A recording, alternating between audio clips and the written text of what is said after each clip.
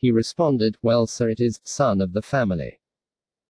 3. By examining the nature of objects that appear to bring benefit and harm, you combat the fault of clinging to true existence. Consider, where are all the roots of virtue from the past stored? Where are they located? Whom do they benefit? How do they benefit? By likewise examining how evil, non-virtuous karma inflicts harm, you will mentally deconstruct it so that it vanishes altogether. Moreover, where is the source from which all malevolent demons and spirits arise? Where are they located once they have arisen? And where do they finally go? By investigating the way in which they inflict harm, you will see how there is no way that they can cause injury.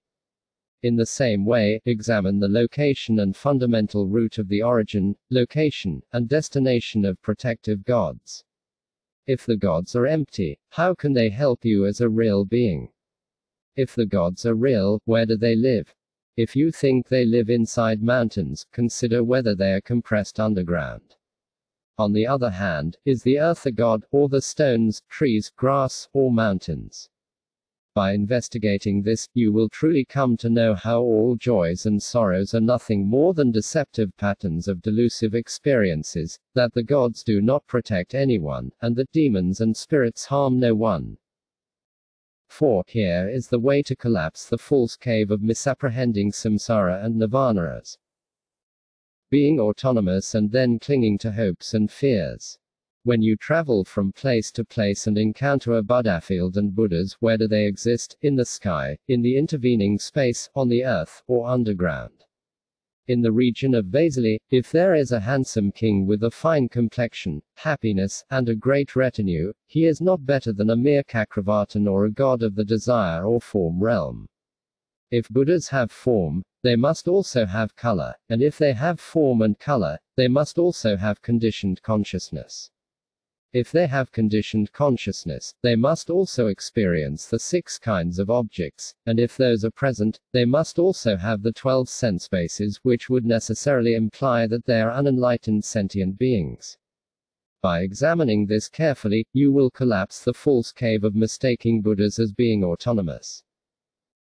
Moreover, where is the fearful place and miserable realm of existence called hell? In the sky, in the intervening space, upon the earth, beneath it, or above it?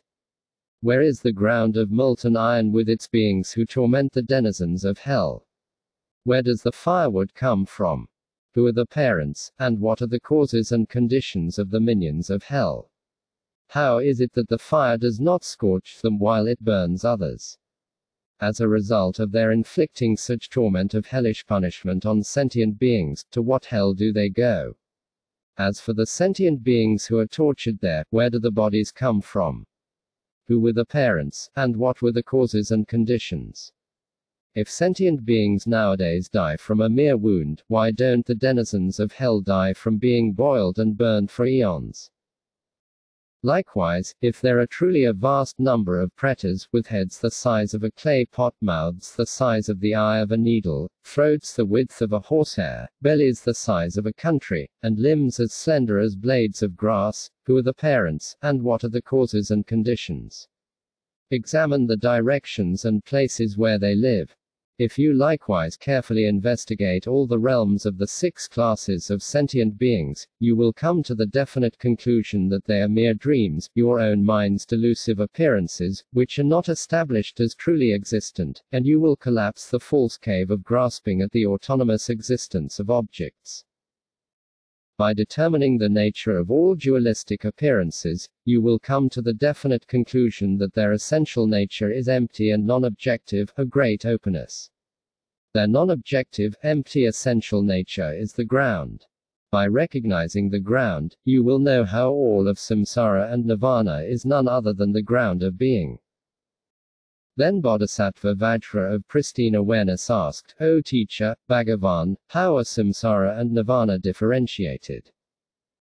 He replied, "O son of the family, the inner glow of the ground Shugatagava is made manifest by the deep luminosity of great wisdom, and this is called the Buddha that is present in the pure ground. Once the inner glow of wisdom is obscured by ignorance, that which blends the radiance of the Shugatagava with obscuration and acts as the basis of all appearances, mindsets, joys, and sorrows is called the substrate. With this as the basis, both subtle and coarse reifying, dualistic thoughts construct the three realms of samsara.